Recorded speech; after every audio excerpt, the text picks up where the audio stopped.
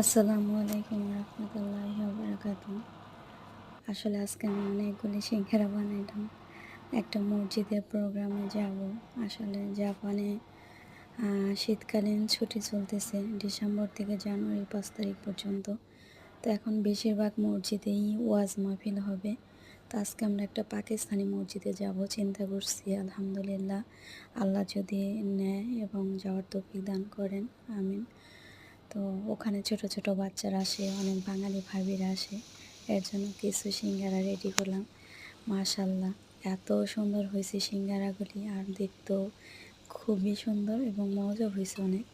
আলহামদুলিল্লাহ, কিন্তু আমার শরীরটা অনেক অসুস্থ লাগতেছে, কিন্তু যাওয়ার লোকটাও সামলাইতে পারতেছি না।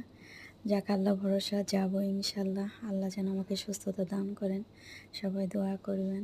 আসসালামু আলাইকুম রহমতুল্লাহি ওয়া বারাকাতুহু।